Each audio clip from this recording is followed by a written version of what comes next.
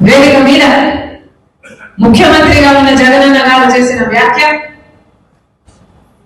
Congress party ఆంధ్రప్రదేశ్ని చీల్చింది, నా కుటుంబాన్ని చీల్చింది,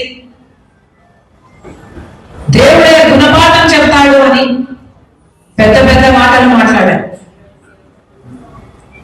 నిజానికి ఆంధ్రప్రదేశ్ రాష్ట్రం ఇలా అభివృద్ధి లేకుండా ఇంత దయనీయ స్థితిలో ఉంది అంటే దానికి కారణం ముందు 5 సంవత్సరాలు ముఖ్యమంత్రిగా ఉన్న చంద్రబాబు గారు, ఇప్పుడు 5 సంవత్సరాలు ముఖ్యమంత్రిగా ఉన్న జగనన్న గారు.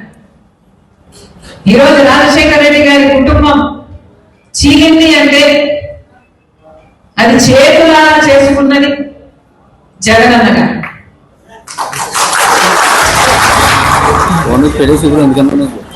దీనికి సాక్ష్యం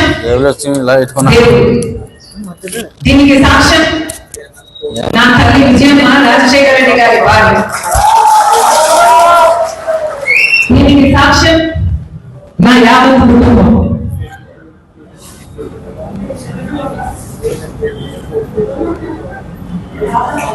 జగన్మోహన్ రెడ్డి గారి పార్టీ ఇబ్బందుల్లో ఉంటే 18 మంది ఎమ్మెల్యేలు ఆ రోజు రాజీనామాలు చేసి జగనన్న వైపు నిలబడితే వాళ్ళను మంత్రులను చేస్తానన్నాడు జగన్. ఈరోజు వాళ్ళలో ఎంతమంది మంత్రులుగా ఉన్నారు? వాళ్ళు రాజీనామాలు చేస్తే అమ్మా నేను వాళ్ళ కోసం తిరిగాను, వాళ్ళ గెలుపుకు పాటుపడ్డారు, వాళ్ళను గెలిపించారు. ఆ తర్వాత వైసీపీ పార్టీ ఇబ్బందుల్లో ఉంది అని నన్ను పాదయాత్ర చేయమంటే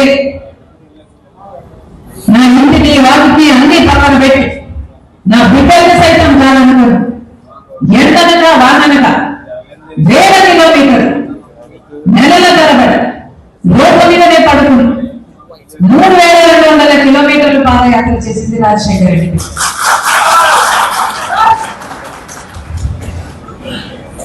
ఆ తర్వాత సమైక్య ఆంధ్ర కోసం యాత్ర చేయమని అడిగితే మన ప్రజల బాధ కోసం కదా అని ఆ యాత్ర కూడా చేశారు. తెలంగాణలో ఓదార్పు యాత్ర రాజశేఖర రెడ్డి గారు చనిపోయిన కుటుంబాలు పరామర్శించడం అది కూడా చేశారు. ఎప్పుడు అవసరం వస్తే అప్పుడు వారికి అండగా నిలబడ్డారు. ఏమి కావాలని అడిగితే మాట మాట్లాడకుండా, ఎందుకు అని అడగకుండా, స్వభావం చూసుకోకుండా, నాకేమిటి అని ఆలోచించకుండా నిస్వార్థంగా మీకోసం ఏది అడిగితే అది చేశారు.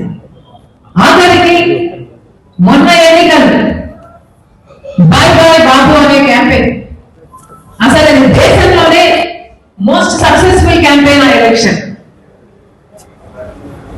మీ గెలుపు కోసం ఊరూరు తిరిగారు, క్యాంపెయిన్ చేసి గెలిపించారు. జగన్మోహన్ రెడ్డి గారు ముఖ్యమంత్రి అయ్యారు. ముఖ్యమంత్రి అయిన రోజు నుంచి జగన్మోహన్ రెడ్డి గారు వేరే మనిషే మారిపోయారు. అయినా సరే నాకు వ్యక్తిగతంగా అన్యాయం చేసినా కూడా పర్వాలేదు, తాను మంచి ముఖ్యమంత్రి అయితే చాలు, రాజశేఖర రెడ్డి గారి పేరు నిలబెడితే చాలు, రాజశేఖర రెడ్డి గారి ఆశయాలను నిలబెడితే చాలు, ఆయన జోలికి వెళ్ళకూడదు అని, ఆయన నిజంగానే ప్రజలకు మేలు చేస్తాడు అని ఆశించాం. కానీ ఇప్పటికీ దాదాపు 5 సంవత్సరాలు చూశాం. ఈ 5 సంవత్సరాలలో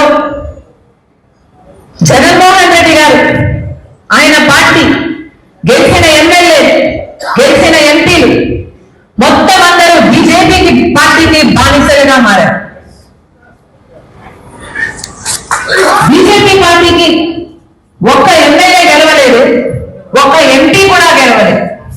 అయినా కూడా ఈరోజు రాజ్యం ఏలుతున్నది మన రాష్ట్రంలో ఏ పార్టీ అని చూస్తే అది బీజేపీ పార్టీ. కారణం జగన్మోహన్ రెడ్డి గారు మొత్తం తన పార్టీనే కాదు, రాష్ట్రాన్ని బానిసలుగా చేశారు.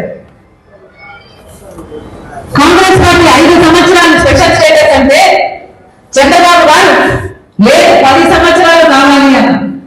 బీజేపీ పార్టీ లేదు 10 సంవత్సరాలు ఇస్తాను అన్న. బీజేపీ పార్టీ ఇదే విధానంతో ఎలక్షన్ లో కూడా లేదు. అప్పుడు చంద్రబాబు గారు చెప్పిన మాట లేదు స్పెషల్ స్టేటస్ 15 సంవత్సరాలు కావాలి అన్న. నేను స్పెషల్ స్టేటస్ కోసమే బీజేపీతో పొత్తు పెట్టుకుంటున్నానన్నా. పొత్తు పెట్టుకున్నాడు, గెలిచాడు, ముఖ్యమంత్రి అయ్యాడు చంద్రబాబు గారు. ఆఖరికి వాళ్ళు మంత్రి పదవులు ఇస్తే వాళ్ళ కేబినెట్ లో మంత్రులు కూడా అయ్యారు. స్పెషల్ స్టేటస్ కోసమే పొత్తు పెట్టుకుంటున్నాను బీజేపీతో అని చెప్పిన చంద్రబాబు గారు ఆ తర్వాత అసలు స్పెషల్ స్టేటస్ గురించి ఈయన మాట్లాడడం కాదు కదా, ఎవరైనా ఉద్యమాలు చేస్తే కూడా వాళ్ళ మీద కేసులు పెట్టారు, వాళ్ళని జైల్లో పెట్టాడు చంద్రబాబు. ఆ సమయంలో జగనన్న గారు ప్రతిపక్ష నాయకుడిగా ఉన్నాడు. ప్రతిరోజు స్పెషల్ స్టేటస్ కోసం ఉద్యమించారు. ప్రతిరోజు స్పెషల్ స్టేటస్ ఏమైంది అని చంద్రబాబు గారిని నిలదీశారు.